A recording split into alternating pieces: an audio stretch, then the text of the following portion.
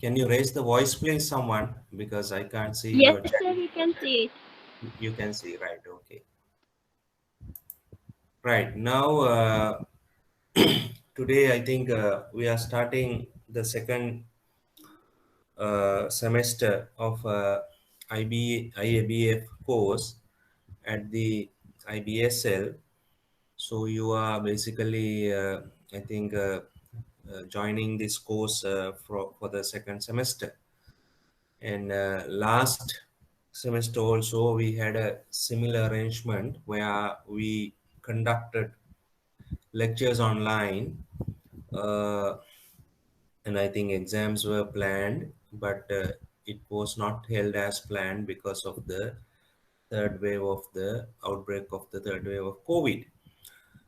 But what will happen now? I think after this, with this session or this semester, there will be a kind of a combined exam very soon once we finish the teaching plan.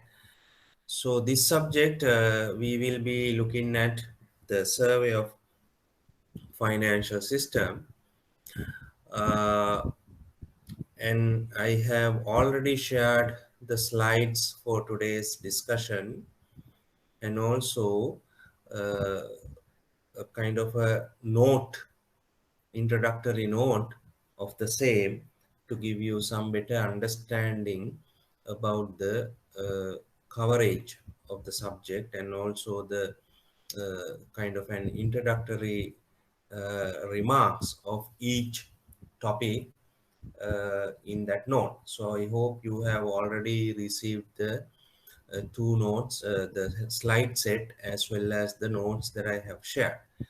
Do you have them with you right now? Yes, sir. You can. You have. Okay, great. Now, let me move to the slides, and we'll start our discussion. So, as I said, the subject topic is survey of financial system. Today, we have an introductory session. So, before that, I have some, kind slides, kind of a preamble. Now, this is me, your resource person. So I'll be conducting the teaching plan for this semester as well under this subject. My name is Anil Pereira. I'm serving for the central bank as an additional director of the domestic operations department. Normally, we have an introduction from the IBSL in our courses, but I think this time no one has joined from the IBSL end.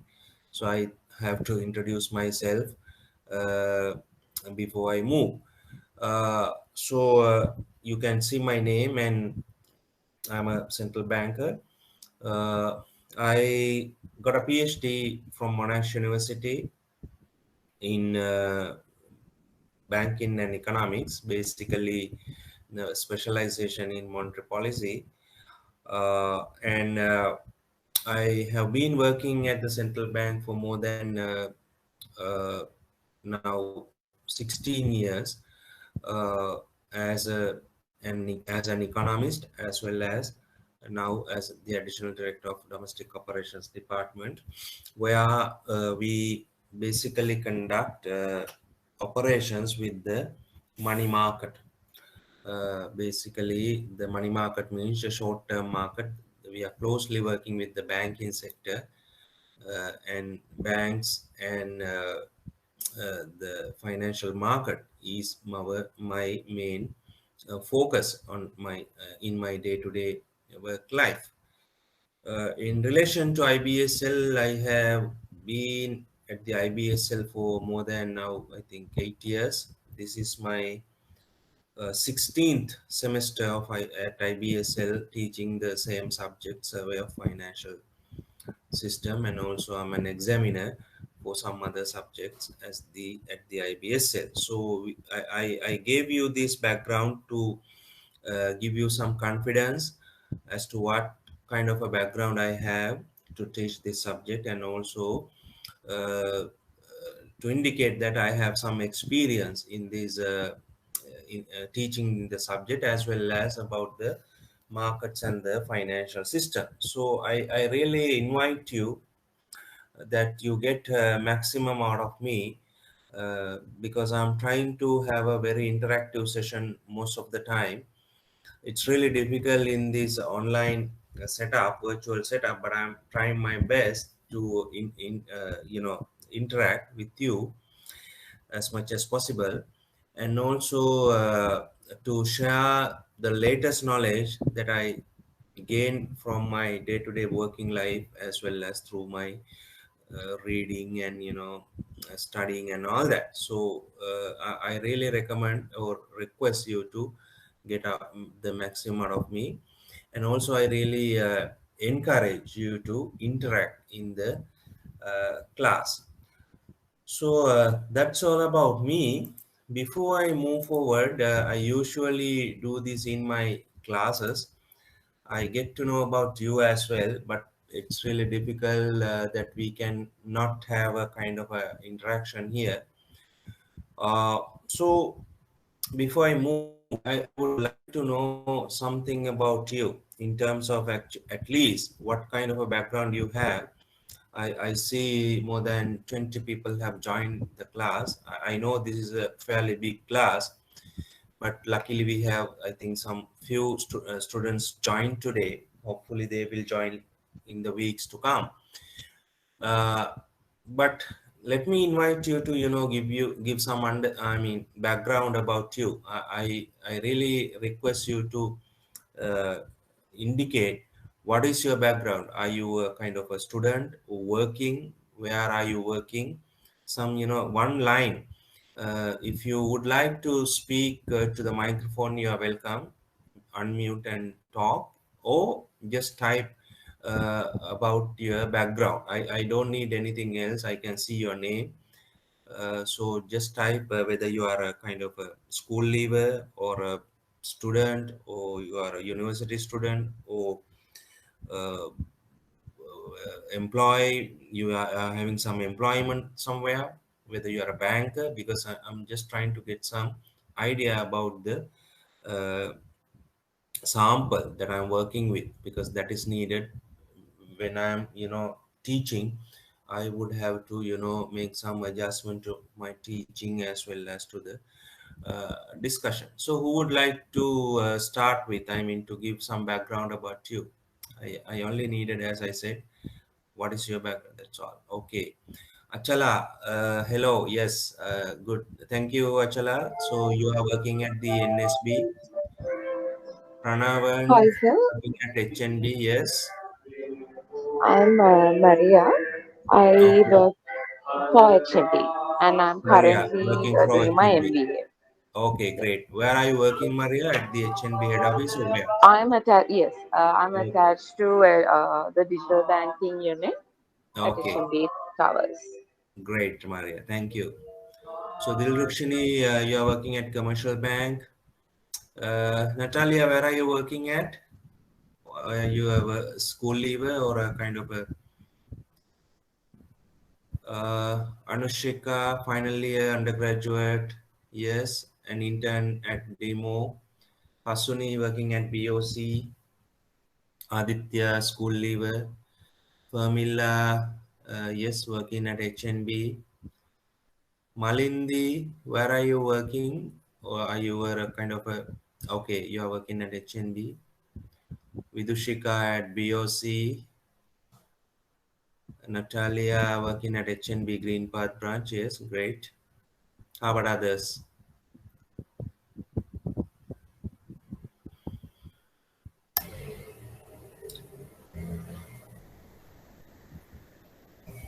Others would like to talk? Hello, sir. I'm also working at HNB.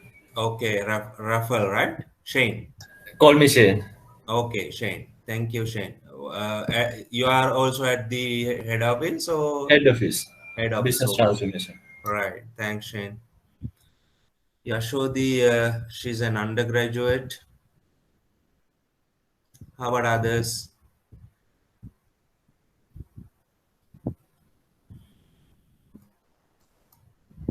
Amandi is a school leaver. Yes, very great. Ridwan, yes, working at Cargill's Bank. Mhm. So it seems we have a kind of a yes, Tarushi. She is an undergraduate of University of Peradeniya. Yes, great. So which means we have a kind of a mix of people. We have some bankers, very I think important group of category in our financial system, bankers. So here also in this group, I think it's good to have bankers because they have some hands-on experience. It would be great that we share their experience in their work life as the bankers. And also we see a cross section of banks like state banks, private banks, foreign banks. That is very nice. And also we have some students basically coming from various backgrounds, university background, uh, uh, which means undergraduates, and also some interns at private companies. And also we have some school leavers. That is a kind of a very diverse group we have. So thank you very much for your response. And I'm trying to do my best in terms of customizing my discussion to fit into everyone. And I understand as the working crowd, you might have some experience. Probably what I'm talking here would be very familiar to you, and you have already come across some of the topics that I'm covering.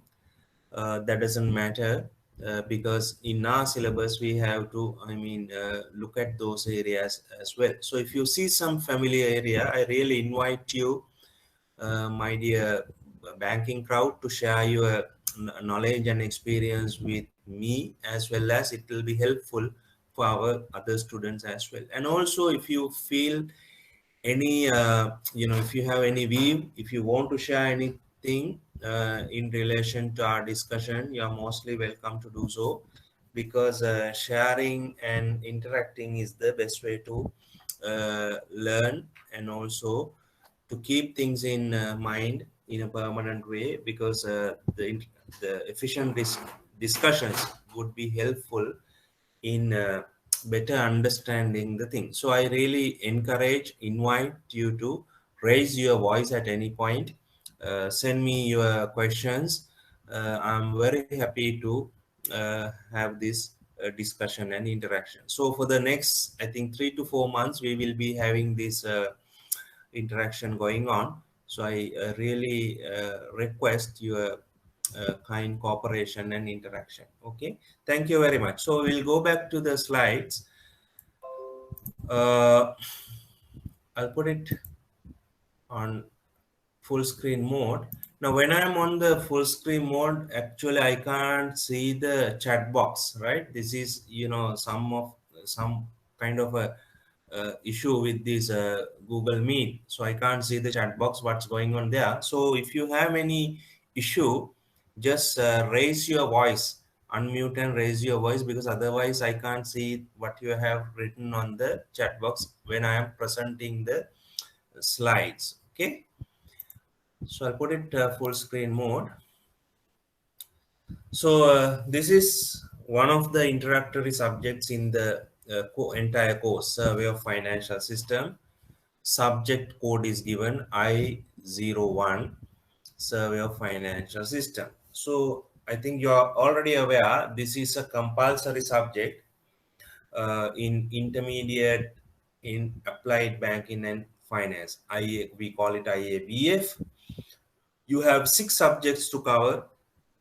4 subjects are compulsory, and 2 subjects are optional at your preference. So compulsory subjects are given here: survey of financial system, commercial banking, business accounting, and business and financial law. So out of that, you would see survey of financial system is given at number 1, because this is the foundation subject for most of other subjects. So when you move to the topics, you will say whatever we discuss is broadly related to other subjects as well, here and there. So in that way, this is a kind of a fundamental foundation subject in this course, and there are some optional subjects that you can opt to in economics, non-bank in business, financial plan management, mathematics, and statistics. So what are we trying to do under this subject? We are trying to learn the financial system as a whole. Now, I think you have some idea about the financial system. It is basically facilitating the economic activities in a economy by providing services of money or broadly finance. So there what we do is actually we are facilitating the real economy. Real economy means what? Basically, the economic activities, the total value of economic activities in terms of production of goods and services, as well as production factors. So in the real economy, we transact these goods and services and the factors, right? For example, you buy a pen. It's a product produced in the real economy. You buy it or you purchase it through a transaction. How do you facilitate this transaction? Using a kind of a payment method? You give money or you make a fund transfer or whatever. On the other hand, let's say you are an employee somewhere. So which means you are basically selling your labor, or you are selling your production factor. So when you, let's say you are working in a bank and end of the month you get a salary. So that is the payment for your sale of the production factor. So it's a kind of a transaction. How this transaction happen? You produce the service, you get that in monetary return. So what does that mean? The real economy is basically facilitated by the financial or monetary flows in the economy. So that is a kind of a backbone of the financial system of the economy. Someone say the financial system is like the blood circulation system in a economy, because we know a human body cannot be function without blood. Every organ functions because of blood. Similarly, in a economy, the economic units and the economic activities will not function unless there is a financial system. So financial system is providing the liquidity or kind of liquid flows to the economic body. So it's really important system in a country, in an economy. So that decides the overall macroeconomic performance of the country. Macroeconomic performance means how much economic growth we have, how much employment we have, how income is generated, how that generated income is distributed, what is the level of people's living conditions, are they in a very good welfare status. Likewise, there is a broad measure of macroeconomic performance. All will be determined or decided or supported by the financial system. So it's really important part of the country and the economy. So what we have to do, we have to understand the operational mechanism of this financial system. We need to know how it works. We need to know what are the elements of this financial system.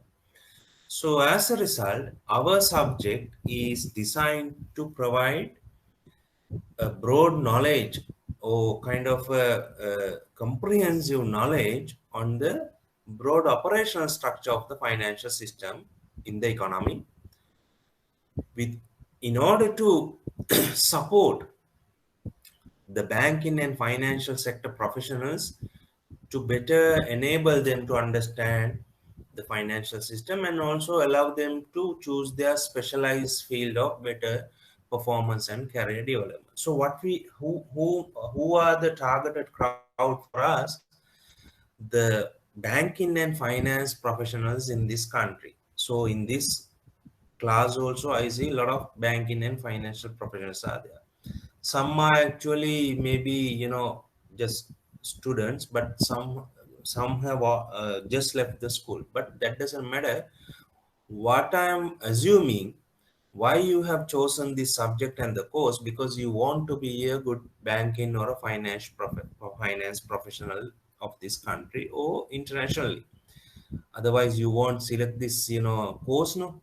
So what we are trying to do, so you have come to us, we are trying to mold you.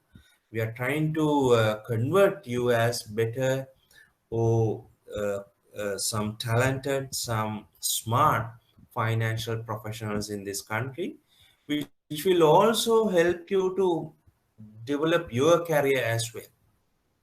So it has some, I mean, in my subject, those broad objectives are there. You will know the financial system. That knowledge will be help you to develop your career as well as to provide your services back to the economy, to the financial system. Okay, so this is our subject coverage. We will have some uh, introductory session on the role of the financial system in the economy. We started today, and we will also look at some key elements of the financial system. So in a financial system, it is not only one single unit or an entity. It is a kind of a mix of various elements and institutions, markets, so things like that. So we start that discussion with the concept of money, right? Money is the basis for the financial system. So we start with that.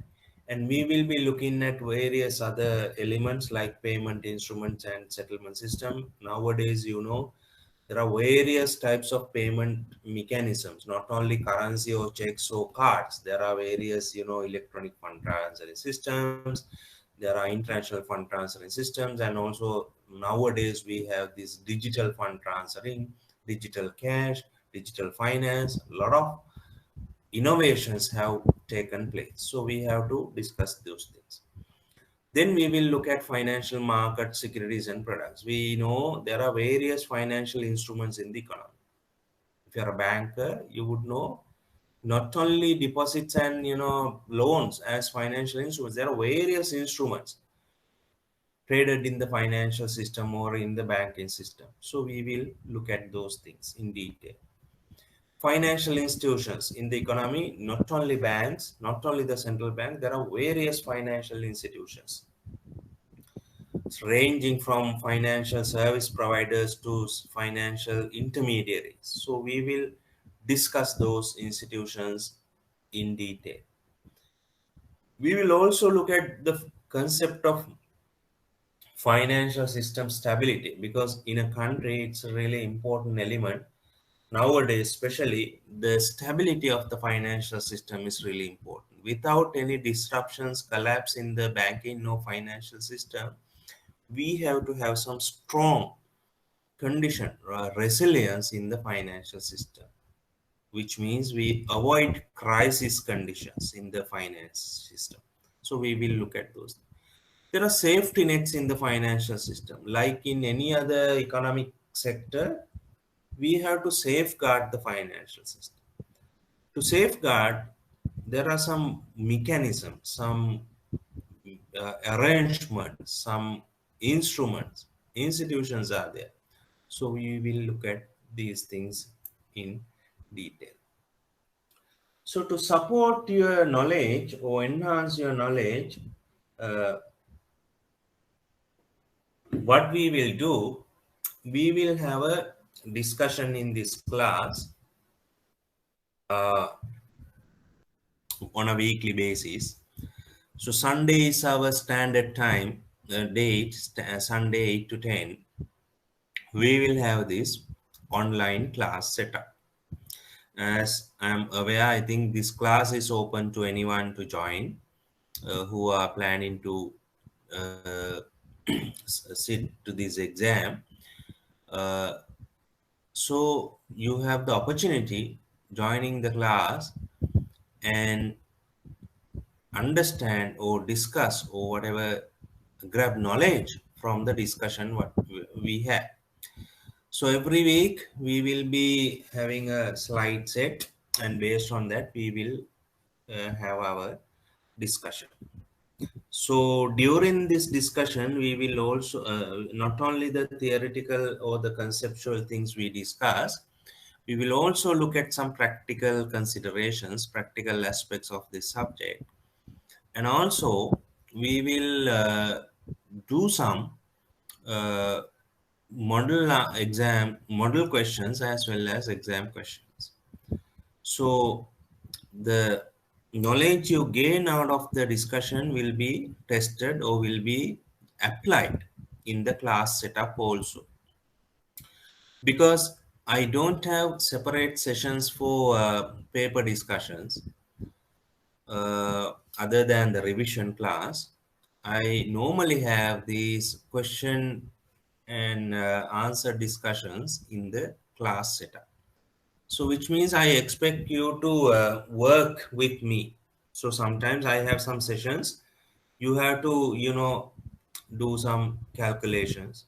You have to do some work on in the live setup as well. So that is the teaching and sharing knowledge method that we have. Okay. Obviously, there will be a revision class at the end of the semester. That is also an arrangement for you to get knowledge. So my request, throughout the session you have to work with me. I don't really recommend working or studying at the last stage just before the exam. Okay. So if you start working from the first day onwards, from today onwards, I think that will stay in your mind. And what I am teaching in this subject is not rocket science, right? So this is a very simple, very familiar content that we are discussing. But unfortunately, I'm giving you this warning as well. For last many semesters, we have seen a lot of failures in this subject. Okay.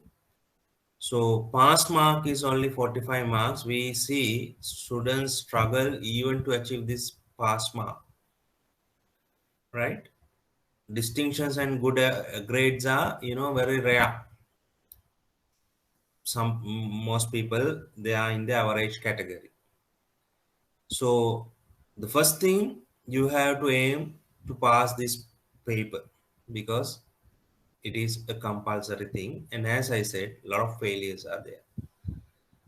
I don't know the reason, but we have a very simple familiar content. But in the exam, when you answer, I see a lot of people, they have not answered well. So the first message I give you, a kind of a warning, please pay attention to that. You work hard. Work hard in the sense you don't need to do some, extra work in this subject. If you really understand or keep that in mind when I'm discussing these things, that it will be really enough. Okay. And plus you do some own work in terms of your uh, own revisions, exam paper answering and all that. That's up to you. Plus, you need to do some readings as well. Okay, so I have given you a list of readings here. Some essential readings are here. Uh, like there are a few textbooks that you can use as a support. One is this Survey of Financial System written by Mr. Samarasiri. He is one of the former deputy governors of the central bank, and the book he has written on this subject is helpful for you to understand the content. There is a single book also written by him, Mudal Ganudenu Banku Saharthikaya. That is also a kind of a elementary book that you can understand the basic concepts in the financial system. Financial Markets and Institutions. This is an international textbook written by Frederick Mishkin and Stanley Ekins. So this is a US American based book. I am taking some of the discussions from this book because that will give you some international flavor. Especially when it comes to definitions, we have to have some common internationally accepted standards or definitions for uh, some concepts. Some concepts we can define in the local context, but mostly the definitions and concepts we have to learn from international textbooks. So that's why I'm using this book. Plus, I told you we have to understand the real situation, practical considerations. For that, we will be using the annual report of the central bank. In the central bank annual report, there are some important chapters that we there is a which is directly linked to our subject. So in the annual report, the first part, that is a description of the economy. There are 8 chapters. So out of these 8 chapters, 2 chapters are exactly related to our subject, chapter 7 and chapter 8. Okay. So if you get a chance to look at the annual report, probably you have annual report with you now in your office or in your book rack. Just grab it and see what are these 2 chapters, chapter 7 and 8. Those 2 chapters are related to money, banking, and finance, as well as the financial system. So those are important in general. The annual report is one of the key reference. Also, central bank publishes a financial system stability review. There also you have some understanding or some elaboration on the financial system, especially in the context of Sri Lanka. Okay, so those are the key references. Plus, I always encourage my students to do one thing. I will have actually separate session on that as well. I encourage you to look at the financial press. Financial press means day-to-day life, the television, the papers. Nowadays, I think those are some outdated things. The website, right? There are various news websites, news apps, news channels on your mobile phone. So those are also really helpful on a day-to-day basis. Looking at financial news is really important. These financial news coming from the local sources as well as international or global sources. So I will have a session on that to elaborate more.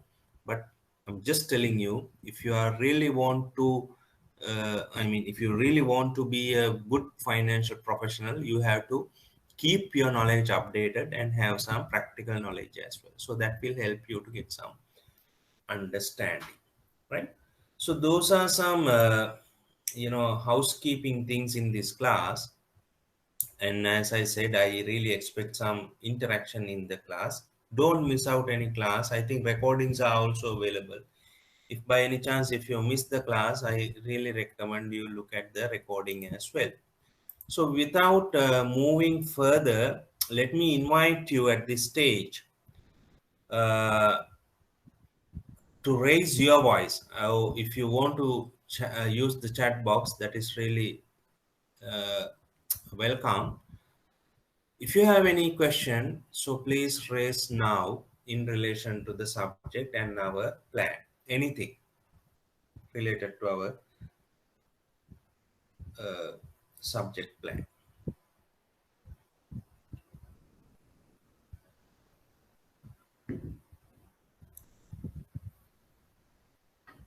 Anything to be clarified?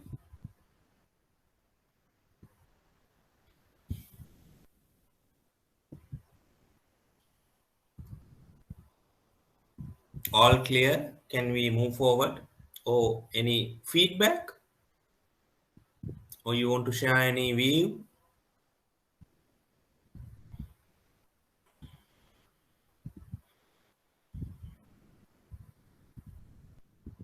All good? Or you don't care about this plan, you just join? Anything? Any feedback?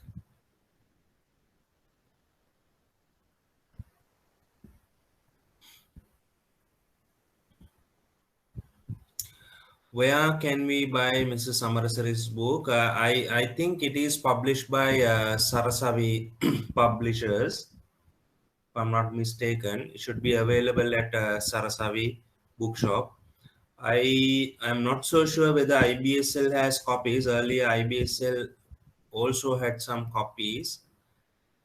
Do we have Kavindra here? Any feedback from IBSL? But it is, I mean, for sure it's available in the market and the libraries, right?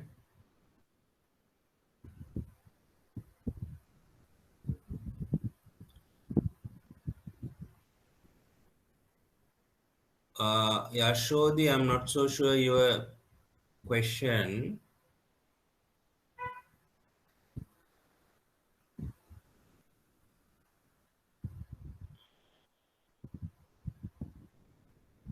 All right. So her question, I think it's important to others as well. Aren't second law holders recruited to CBSL? I think CBSL has the minimum requirement of a second upper, if I'm not mistaken. Yes, second upper. Plus, I think there are some exceptions time to time. If you have some other professional qualifications, I think there are some exemptions. Other than that, the basic requirement is uh, second upper or equivalent. Any other questions?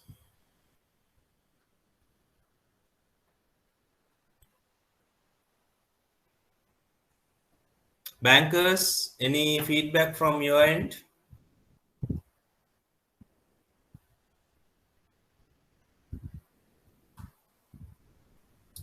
Achala, any feedback? Iswaran, I'm just talking to bankers first. Asuni, Famila, any feedback?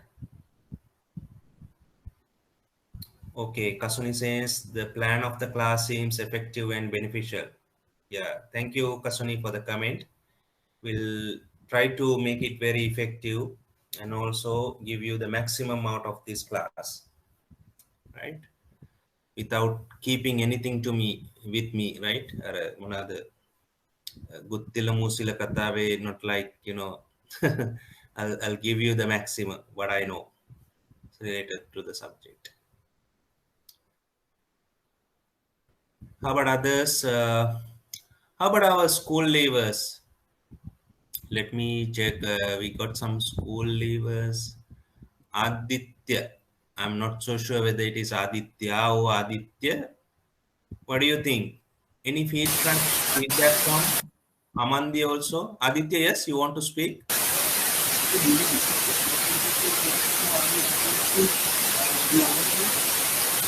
Sorry, Aditya, I can't hear you.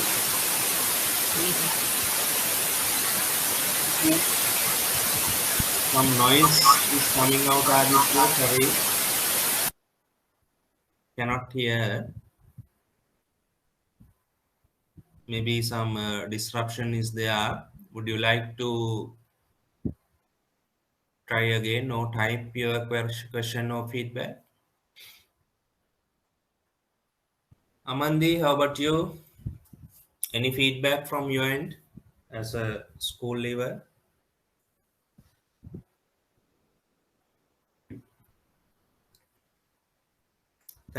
Thanks, Malindi, for your comment. Yes, I hope you will get the maximum out of the class, and I really expect your cooperation.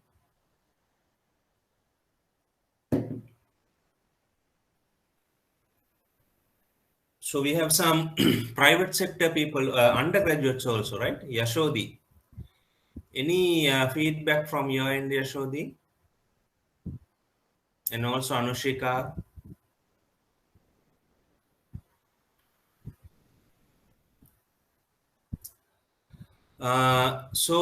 Aditya's, do we discuss the past papers in the class, or are we supposed to do ourselves? Now, as I very clearly said, I don't have paper discussions in the class. So in the class, what we will do, we will take some of the past paper questions related to each discussion, right? Not entire paper classes. Some of the questions will be taken in the class related to the matters or the concepts, and those will be discussed. But other than that, I always encourage you to look at the papers while I am doing the class, or which means parallelly. Then you will have better understanding rather than just trying to memorize the answers at a paper class. That is the usual thing happen in a paper class. You try to memorize it is not going to help, right? But if you are doing some parallel things related to our discussion, some practice, I think that is really helpful.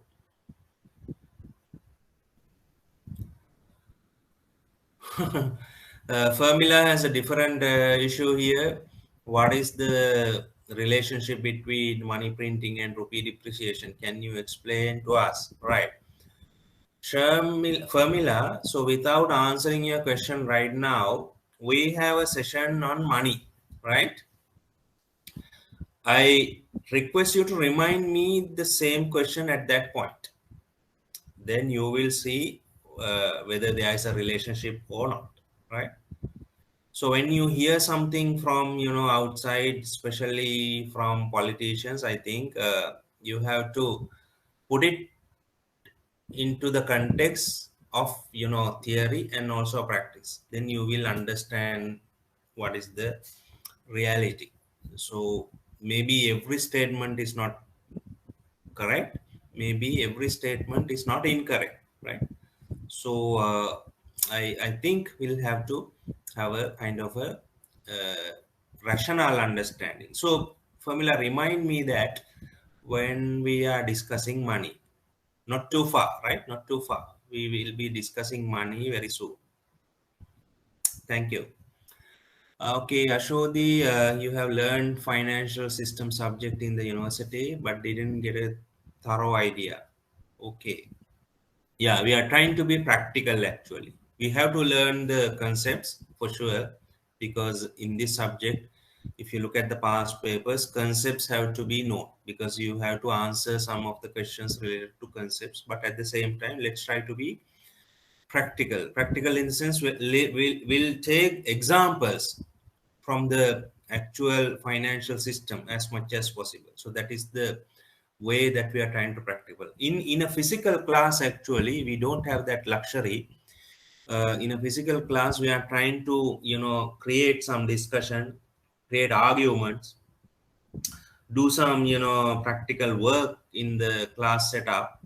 But I'm not so sure whether we will be able to meet. Last semester also we started with the hope that we will be able to see if each of other soon. We had, I think, more than 100 students in the class, but unfortunately till the end we couldn't meet, and I don't know to whom I have taught, right? Maybe I have just talked to the space. So that is the reality of this virtual teaching, but I'm sure uh, we will have some interaction in going forward, even though we will not meet. Okay, any other views? Okay, Malinta, thank you Malinta for your kind comment. Yes, let's try to be very uh, connective and also to make it very effective, right? Thank you.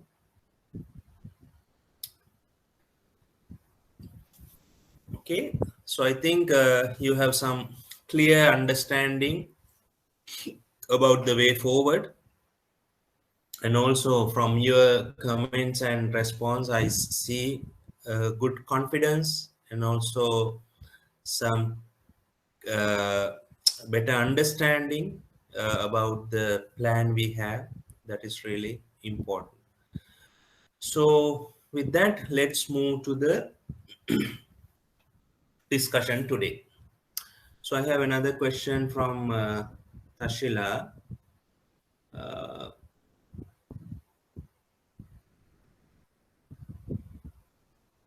how long will you take cover the full syllabus?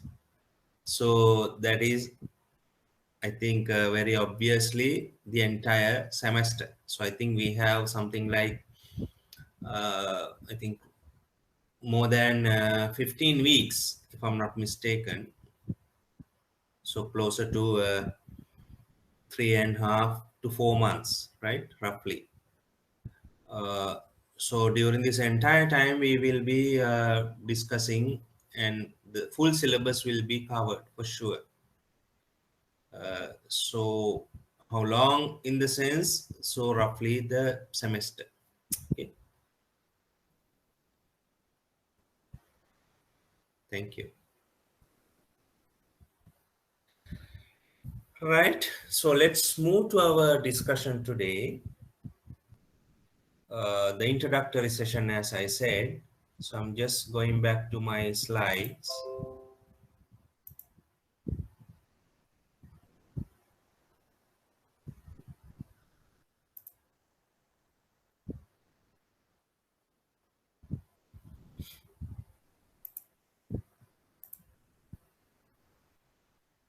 So today we have an overview of the financial system. As I said, today we are trying to understand in a broader context what elements we have in the financial system and what are the key aspects or key dynamics of these elements in the financial system. So first, let's try to understand a system. What do you mean by a system? I think to understand a system, the best example is a computer system. I think everyone takes this example as the best or the appropriate way to explain a system. So if you take a computer system, what do we have? There are different parts of this system, like the computer, the terminal, or the kind of a desktop, right? The screen. You have the CPU, right? Then you have, let's say, the keypad, a mouse. A comprehensive system would also have a server, right? And you have a maybe scanner, speakers, printers, right? Headphones, whatever, connectivity to the internet, and nowadays some storage in the cloud. Likewise, there are various different parts connected together which are working in combination or working together, right? So if one of the devices or inputs are not working, we might we might see as a disruption to the system. For example, if your monitor doesn't work, you cannot say your system works properly, right? So every element, key element, should work or should function uh, to have an effective system. So in general, you can define a system as a set of things, set of different things working together, right? As parts of a mechanism. Mechanism is the entire system. So in that entire system, every part should work effectively. And they are in an interconnecting network. Interconnected network. As I said, the system cannot work in isolation. If only the monitor is working and others are not connected, it's not a system. So in a system, you should have a functioning in an interconnected way. I think it's very simple to understand what do you mean by a system. Similarly, if you applied the same into a financial system, In a financial system, what do you have? Like in a computer system, you have different parts, different elements, different components. Like in a computer system, these different elements are connected. Like in a computer system, these different elements are working as a mechanism, right? So you can define a financial system as a set of components that act as financial intermediaries to create and exchange financial assets. So this is the very broader definition of a financial system. So in a financial system, there are various components. They are acting as financial intermediaries or supporting mechanisms to create and exchange the financial assets. In a financial system, what is your main task? You exchange financial assets, right? So when you are saying exchanging, you have to create those financial assets and exchange.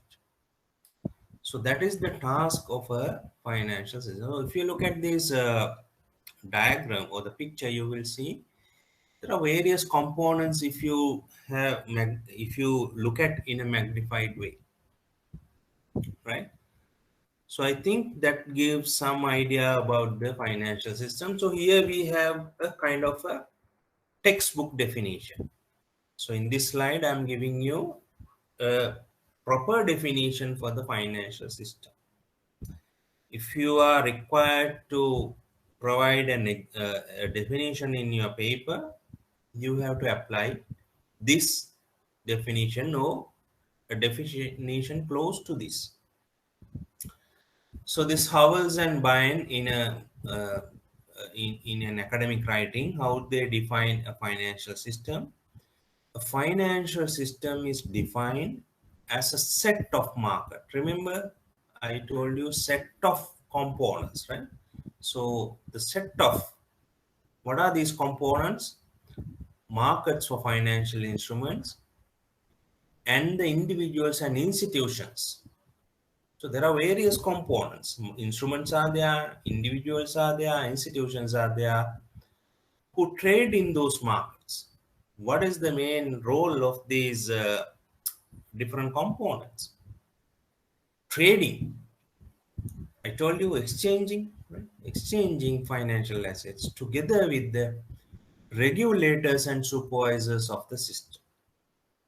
In the financial system, not only the instruments, not only the markets, not only the institutions, not only the individuals are operating to exchange financial assets. There are also regulators and supervisors. Regulators and supervisors means there are people to oversee. There are people to supervise. There are people to control. In short, or in different language, who are they? In a financial system, you have people to regulate means central bank or reserve bank is also there. So if you take the entire financial system, it's a combination of all these different players working in interconnected way. So if you simplify that idea, a financial system is an institutional arrangement to mobilize funds from surplus units or savers and channeling funds to deficit units or the borrowers. So what is the role of this financial system in a broader context or in a broad manner? So it's providing an institutional arrangement to mobilize funds. Funds are mobilized in the financial system and those funds are channeled to the different sectors to be utilized, mobilized and channeled for utilization. From where to where? So funds are mobilized from the surplus units, channeled to deficit units. So I'm coming back to those surplus units and deficit units in the next slide. So this diagram I have extracted from Mishkin's book. I told you, no, I'm using Mishkin's textbook. So in that textbook, you find this figure 1, actually the very first figure in the book. Flows of funds through a financial system. So that will give some idea about the components of the financial system. Okay? So in a financial system, there are two parties. How these two parties come together, we know in an economy, there are various components, sorry, there are various economic activities happening. As someone sent a message, I heard.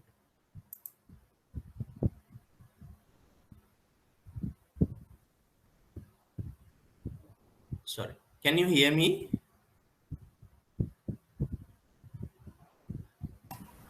Yes. Okay, because I heard some noise, I thought some issue is there. Right. Sorry for the disruption. So in the economy, uh, we know there is a production process, right? People, they exchange factors of production like land, labor, capital, entrepreneurship. Those are the four major factors. And using those production factors, economic units in the economy, they do a production. They produce goods and services, right? So these goods and services are generally referred to as the national output of the economy. If you have done some economics, you would remember we called it Y, right? Y is the total output of the economy. So that output is distributed among the economic units in the economy. How it is distributed? National income is distributed in different ways. I hope you have some idea about different approaches of national income accounting. So you can have three approaches to understand national accounts.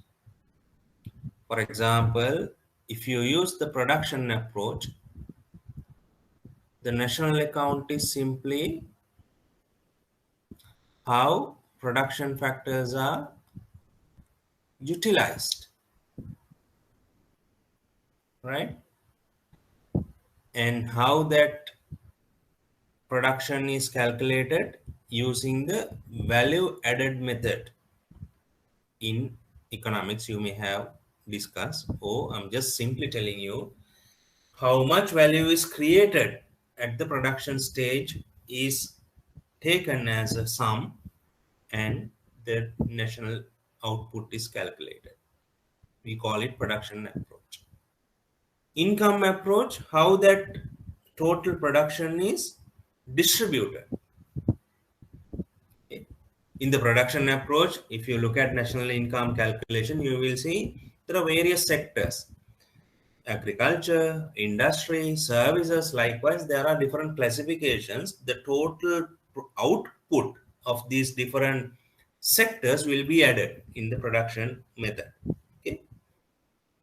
In income method, that production is calculated as distribution among factor holders or who's providing factors of production. For example, how this total output is distributed as salaries, as interest rates, as rent for usage of the land likewise, and profits to the entrepreneurs.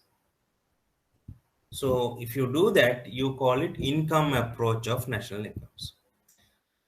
So the most used method in understanding national accounts is the expenditure approach. Right? In the expenditure approach, you simply look at how this national income or the output Y is distributed among various income categories, expenditure categories. Expenditure categories are what? Consumption, investment, government expenditure, and net exports. I hope you have seen this formula y equal. Let me see whether I can use the pen here, then I can write it.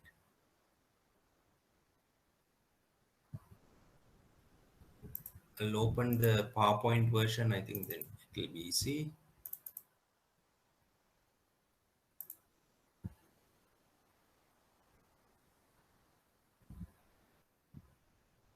Can you see this PowerPoint version?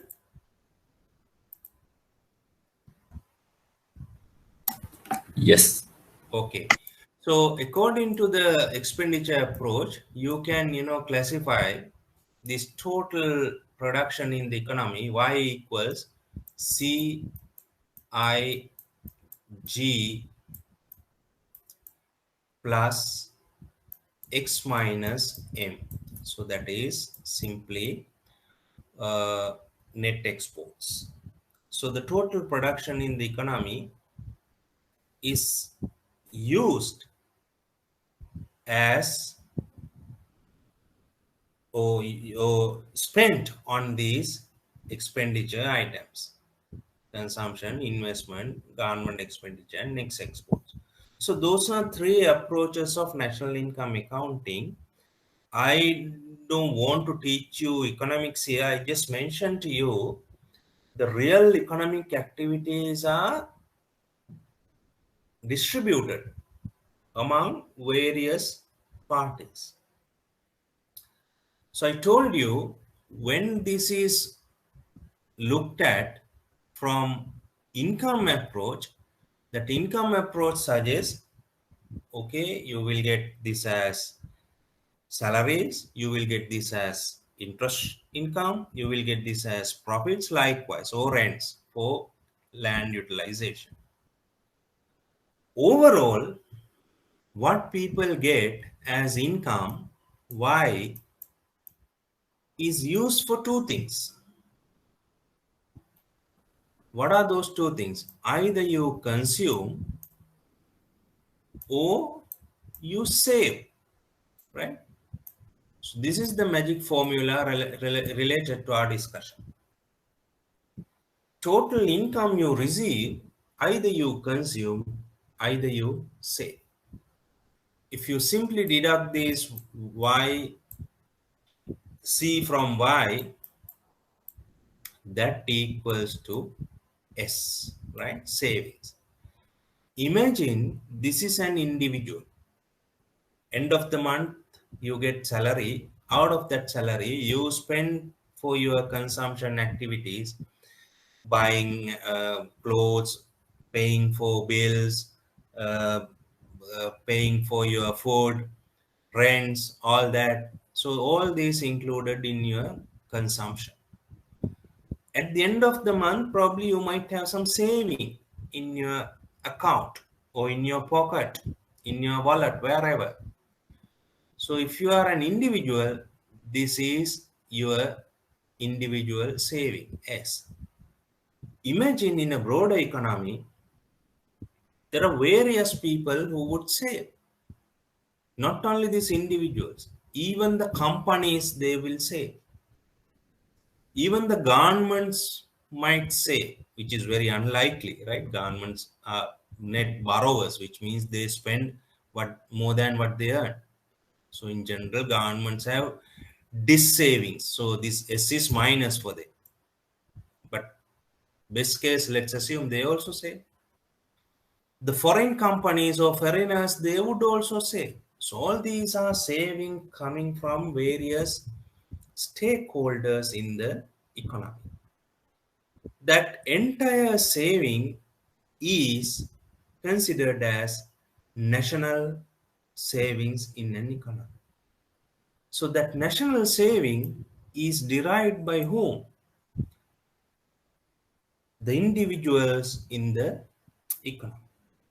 Those individuals in general, we call them as surplus units in the economy, right? Surplus units in the economy. People who have some surplus out of their income. So do everyone have a surplus in the economy? No. Some people have a surplus, some people have a deficit. Some now, for example, if you take this y minus c, some might have negative s, which means they consume more than they earn. When you say consume, this might also have some, investments also in broader sense, right? If you take this c, there could be some people, not only they consume for day to day things, they might be having some investments also, purchasing a house, purchasing a durable item, purchasing a vehicle, could be. So in that sense they will have a negative position.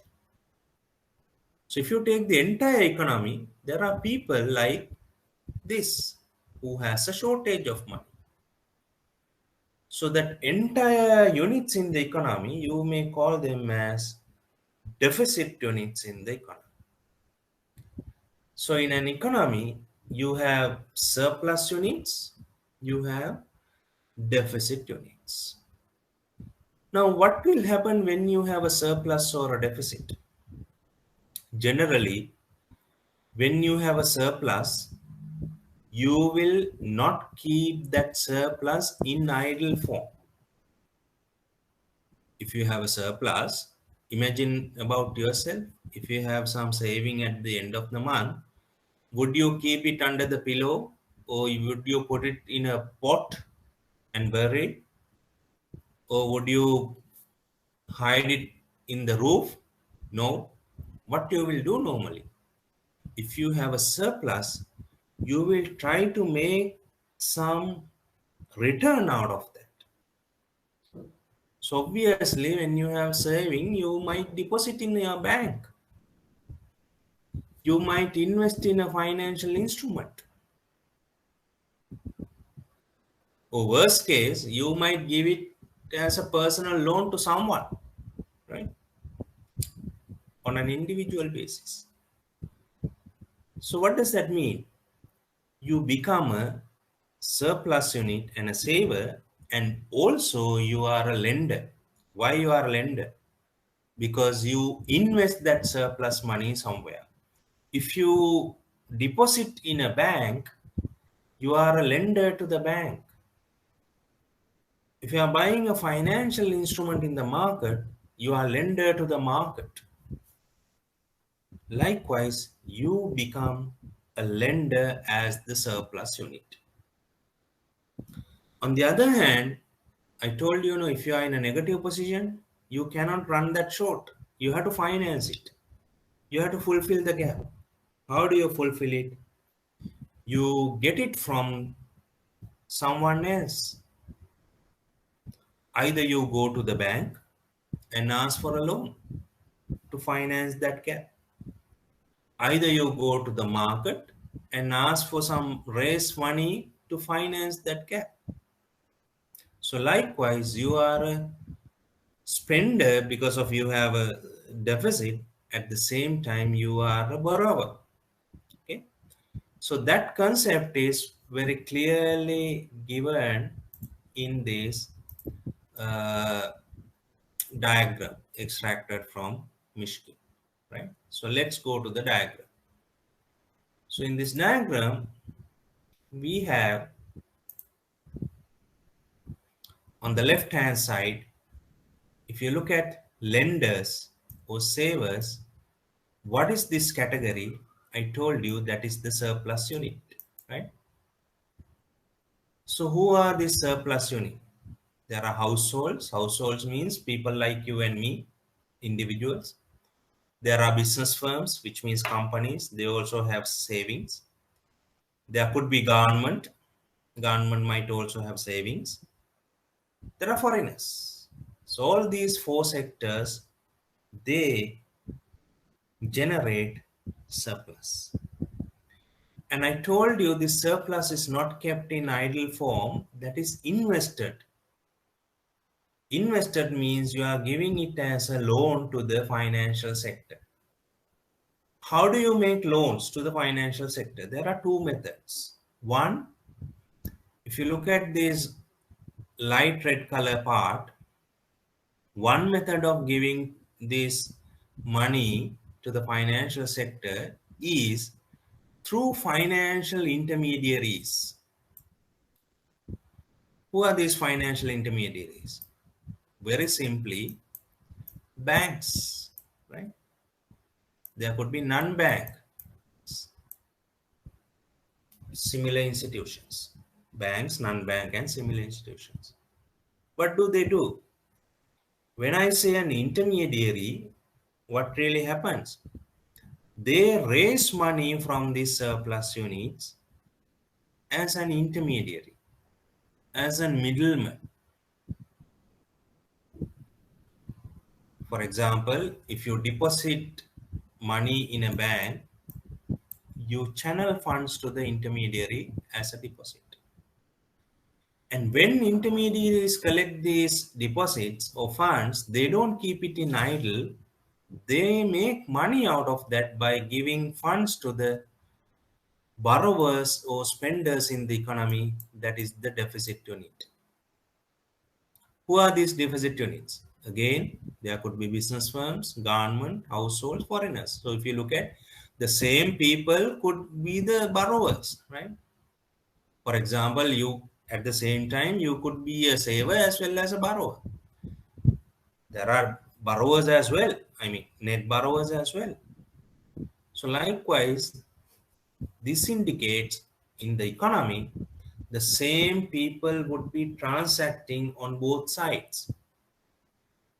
So this deficit unit might be, they are getting funds from the financial intermediary as a loan, right? So in this red part of this diagram, the surplus units are channeling funds to the deficit units through financial intermediaries with the support of a third party or a middleman. That leads us to define an important concept in financial system, that is indirect financing. So indirect financing means, if you see this term or if you are required to give a definition, indirect financing means channeling funds in the financial system through an intermediary. Okay. So that is one way of channeling funds. Second method is what? If you look at this blue color part, without going to the financial intermediary as a saver, you can lend this money in the financial market. Now the financial market is directly coming to you. What are the examples of financial markets? For example, you might have the stock market, right? You can have bond market. So these are markets, not an intermediary.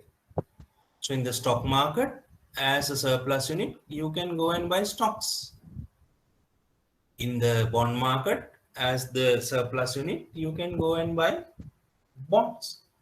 So funds are channeled to financial market as stocks or bonds, right? Those are the instruments. So financial markets collect these funds and channel those funds to the deficit units for their financing. How? They do that as selling or issuing financial instruments. Now, for example, as a business firm, I am in a shortage. I need money. How can I raise money from the financial market? I issue equities, right? I can list my company in the equity market and raise money for my needs. Let's say I'm the government. I need money. How can I raise from the market? I issue bonds or debt securities, right? So this method is basically channeling funds from surplus units to deficit units through financial markets, which we call as direct finance. So in direct finance, there is no intermediary. The surplus units and deficit units are meeting directly in the financial market.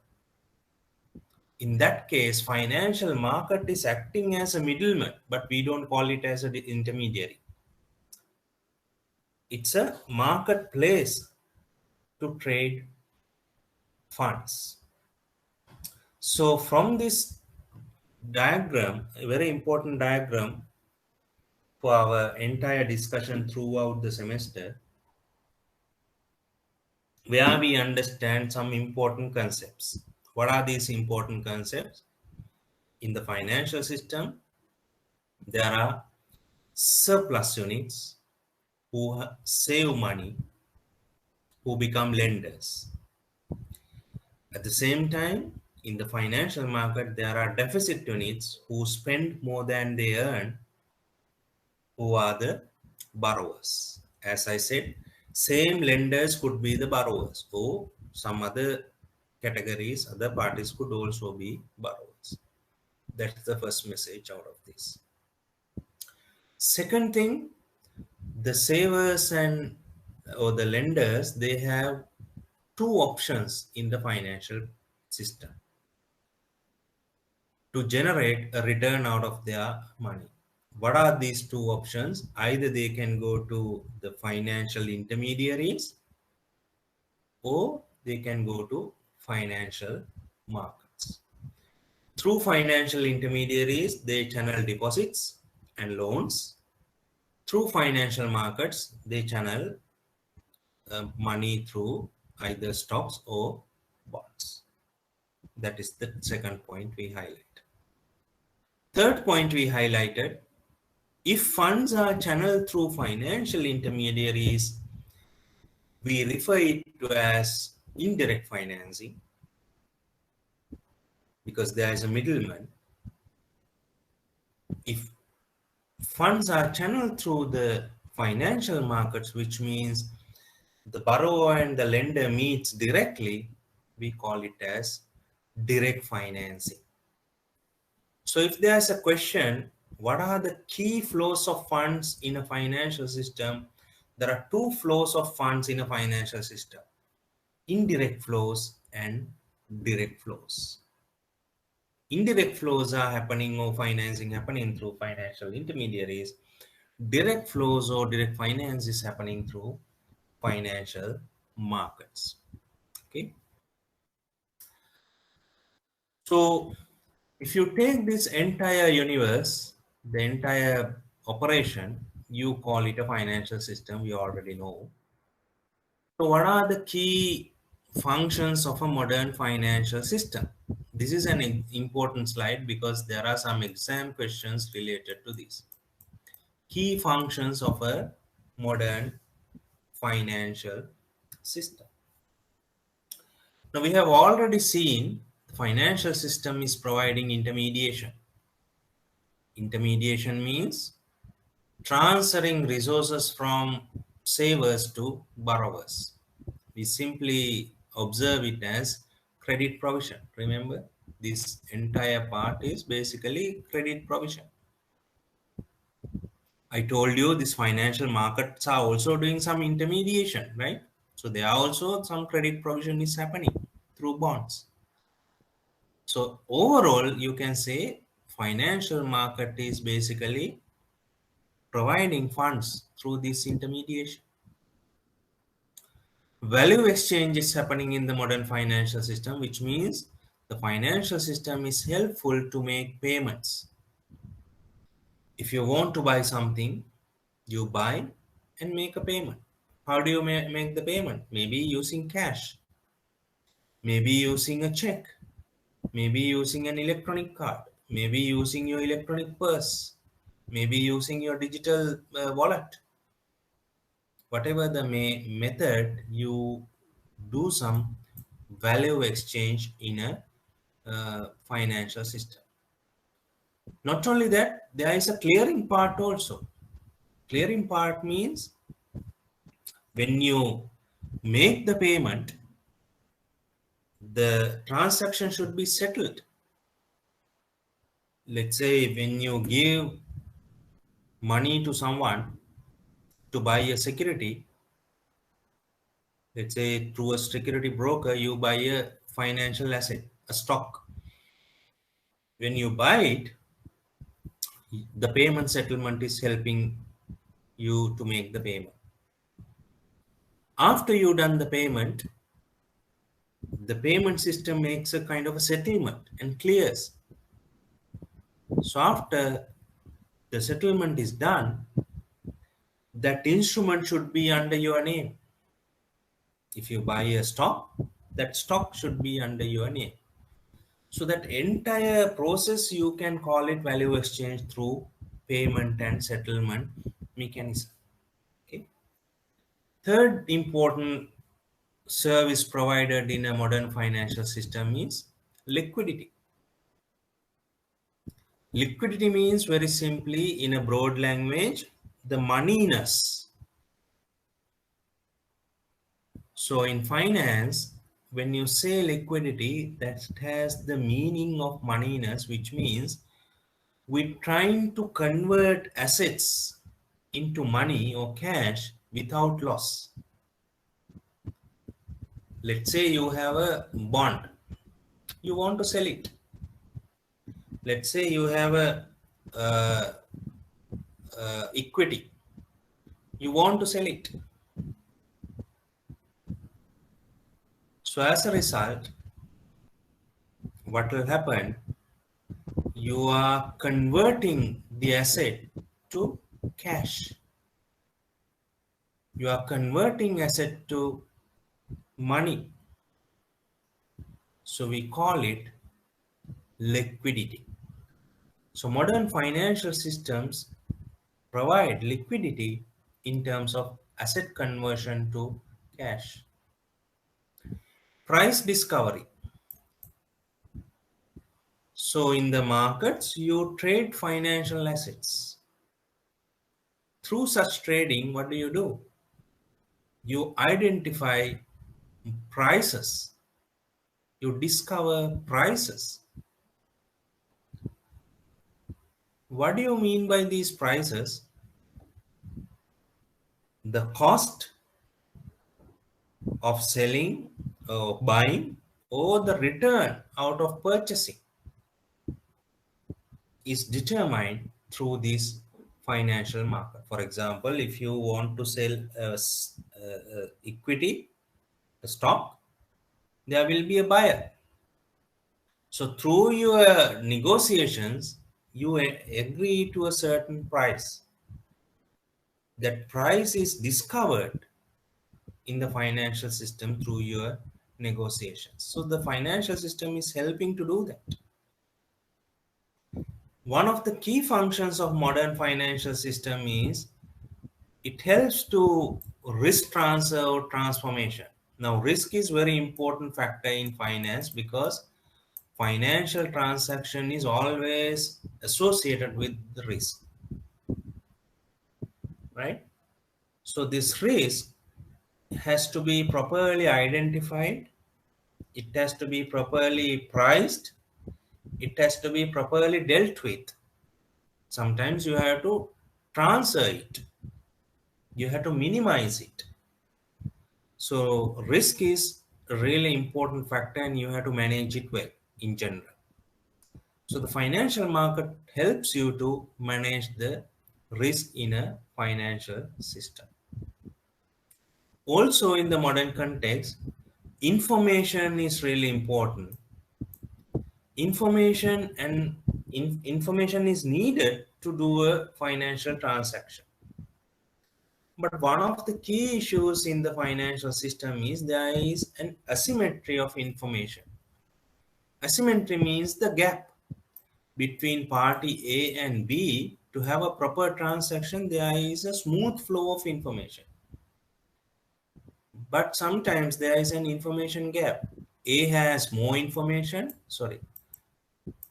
B has less amount of information. So there is such a gap between information. You call it information asymmetry. So in the financial market, information is generated and distributed among parties.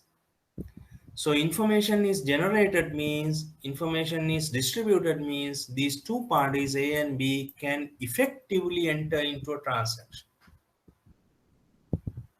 So both parties will have similar set of information to make a financial decision.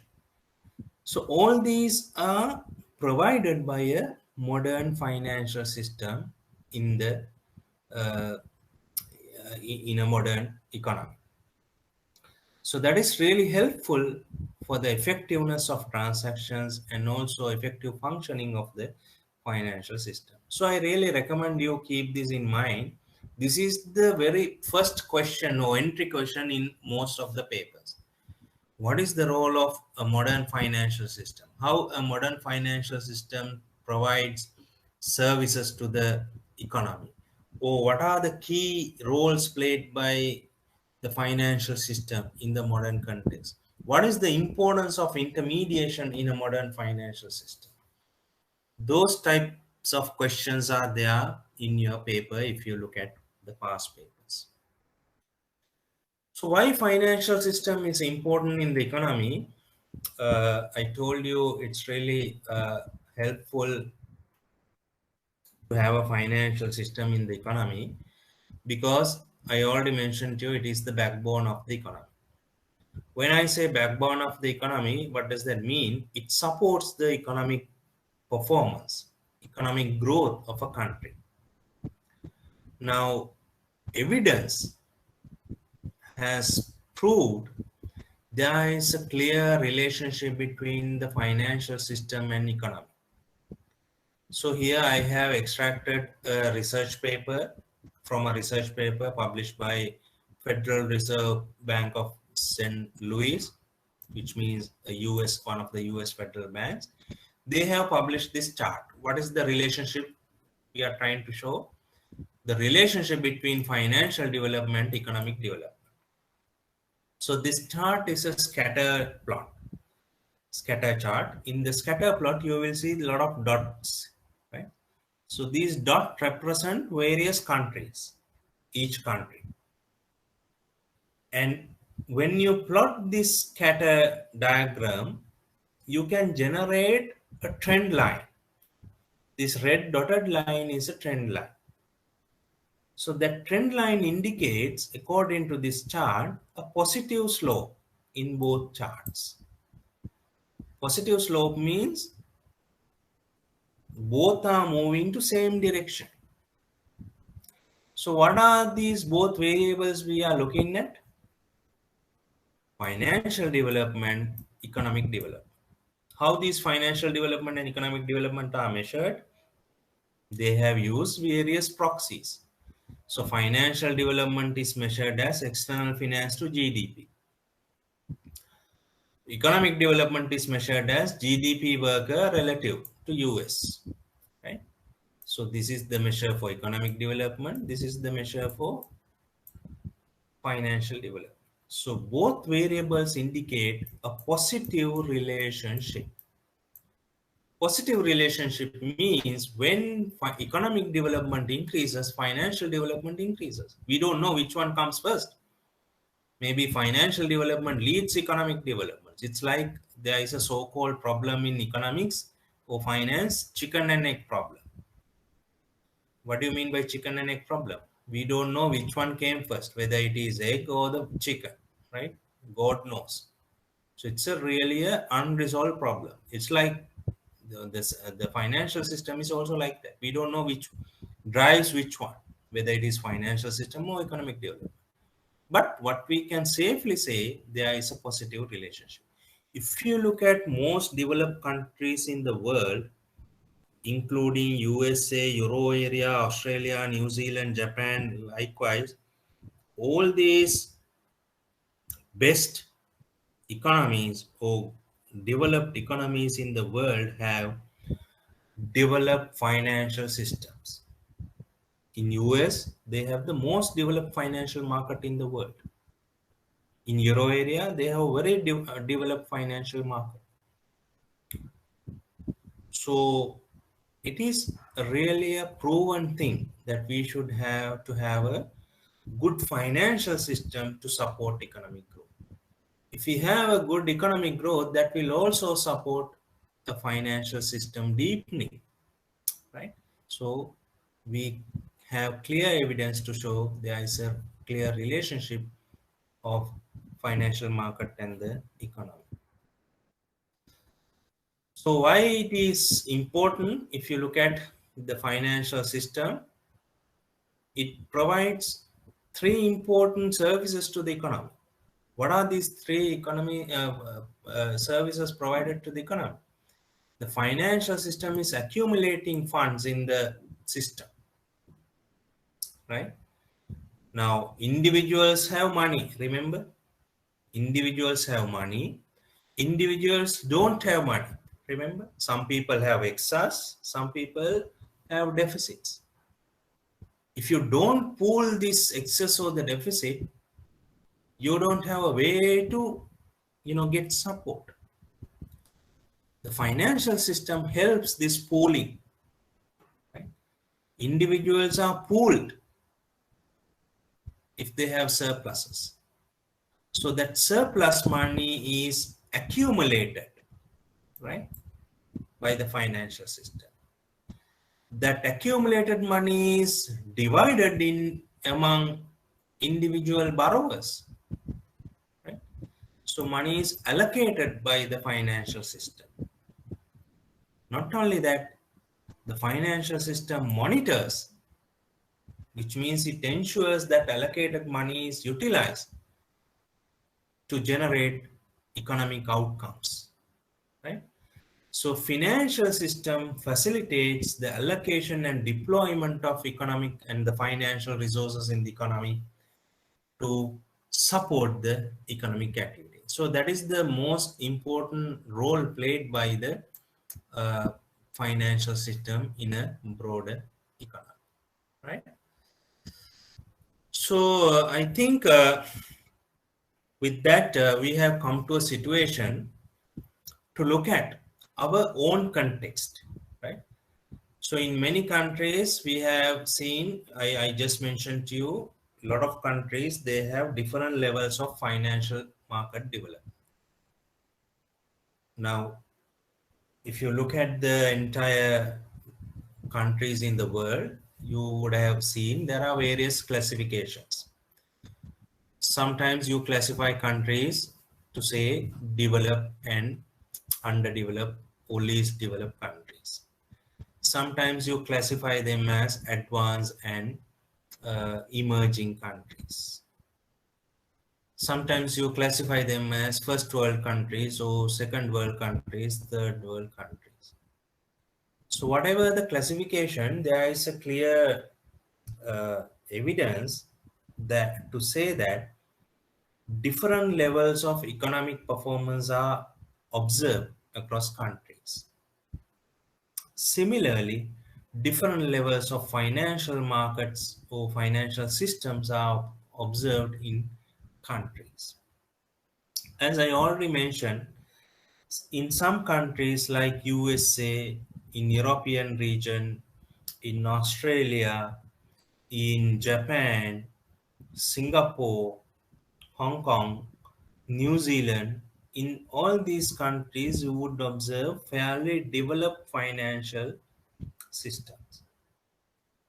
Compared to such financial systems, there are some other countries who report some moderate performance in the financial system, which means moderate development, like Malaysia, Indonesia, some countries in the Middle East. Those countries report some moderate level of financial market development. At the same time, some countries are at the stage of improving the financial system. They are at some low levels of development and it's been improved. For example, we cannot say Sri Lanka, Bangladesh, Pakistan, they have very developed financial system. They have certain level of development, but there is some more way to go. So it's very clear in different countries there are various levels of market development and system development. How it has happened, it is not an overnight process. These financial markets have evolved over centuries, sometimes over millennia. If you look at the European financial system, it has evolved over millennia, right? The first evidence of a financial system is coming in the uh, before Christ period, in the Greek civilization, thereafter in the Roman civilization. Or I mean, first evidence of a financial system. In Asia, also we see early evidence of financial systems. In India, we know. In Sri Lanka, very early evidence of finance. So it has been a process of evolution. So through this evolution process, some countries have reached very high levels, some countries are at moderate levels, some countries are at some, early stage of development. Now, if you look at the Sri Lankan context, we can apply the same idea into Sri Lankan context. In Sri Lanka, our financial system has evolved over time. So it has been, as I said, many centuries, but we are not going to that far to look at the financial system. At least we should look at our financial system and in its evolution from independence, which means for last 70 plus years, we have to have some understanding about the financial system because it's really important when we move forward in our discussion, how the markets have evolved and what is the state of this market. So we will start that discussion next week because this will take some time. I'm planning to do it next week. So I think today we have taken the very first important step in this subject to learn financial system very comprehensively uh, in a effective manner. As I said, I'll be focusing on various aspects of the financial system and we will have a discussion going forward in a very effective manner. And as I said, I really expect you to contribute, uh, refer to the handouts and the notes, listen to the discussion very carefully, participate in the discussion actively, contribute with your views, do some extra work, do past paper questions, and also refer to the materials I recommend, and also keep your eyes and ears open to the financial market, what's happening around. So with that, I think I'm sure you will be a very talented, smart financial expert or a professional in the future. So that is my task and in this class. So let's stop at this point and I see a question, where can I find the recording? I missed 1 hour of the class. I think recording should be available in your LMS. I think each one of you have an LMS. The recording should be there. So if you really cannot find the link or whatever, please give a ring to, give a call to IBSL staff. They will help you. but it's definitely available. It's being recorded. Okay.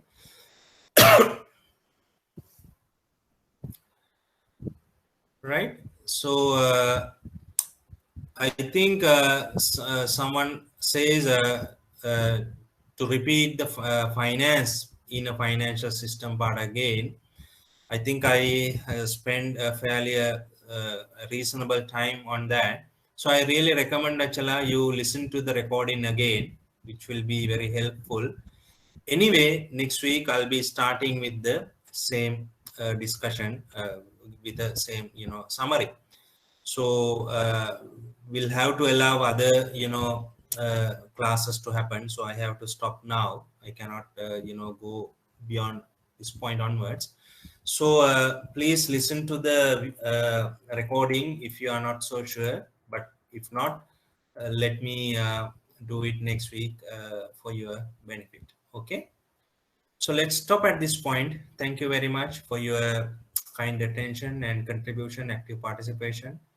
Have a nice weekend and stay safe, right? Okay, I'll see you next week, same time, with our discussion continue. Thank you.